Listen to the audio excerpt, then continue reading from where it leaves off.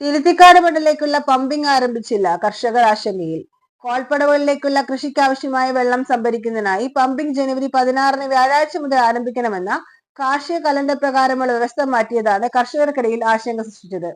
ഇത് സംബന്ധിച്ചുള്ള പ്രശ്നങ്ങൾ പരിഹരിക്കുന്നതിനായി തിങ്കളാഴ്ച രാവിലെ 11 മരാമത്ത് അതിഥി മന്ദിരത്തിൽ യോഗം ചേരും. AC മൊയ്തീൻ MLA അധ്യക്ഷനാകുന്ന യോഗത്തിൽ ജനപ്രതിനിധികൾ, കർഷക പ്രതിനിധികൾ, ഉദ്യോഗസ്ഥർ എന്നിവർ പങ്കെടുക്കും.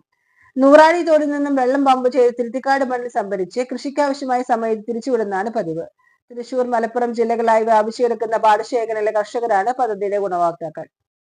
പൊന്നാനി ബിയ്യംകെട്ടിലെ വെള്ളത്തെ ആശ്രയിച്ചാണ് ഈ മേഖലയിൽ ആയിരക്കണക്കിന് ഏക്കർ പാടശേഖരങ്ങളിൽ കൃഷി നടത്തുന്നത്. ജനുവരി 15 പമ്പിംഗ് മുടങ്ങുന്നത് ആദ്യമായാണെന്ന് കർഷകർ പറയുന്നു. പുഞ്ചകൃഷിക്കായി ശേഖരിച്ച വെള്ളം തോടിൽ തന്നെ കെട്ടി നിർത്തി ആവശ്യ സമയത്ത് ഉപയോഗിക്കണമെന്നാണ് പമ്പിംഗ് ഇപ്പോൾ വേണ്ടെന്നുള്ള വാദിക്കുന്നവരുടെ നിലപാട്. എന്നാൽ ബണ്ടിൽ വെള്ളം ശേഖരിച്ചില്ലെങ്കിൽ ഈ മേഖലയിലെ കൃഷിക്കും കുടിവെള്ളത്തിനും ക്ഷാമം നേരിടുമെന്ന മറ്റൊരു വിഭാഗം മുന്നറിയിപ്പ് നൽകുന്നു. പമ്പിംഗ് മുടങ്ങിയതിന്റെ പ്രതിഫലം മറ്റു വിളകളെയും ബാധിക്കുമെന്ന ആശങ്കയും നിലനിൽക്കുന്നു.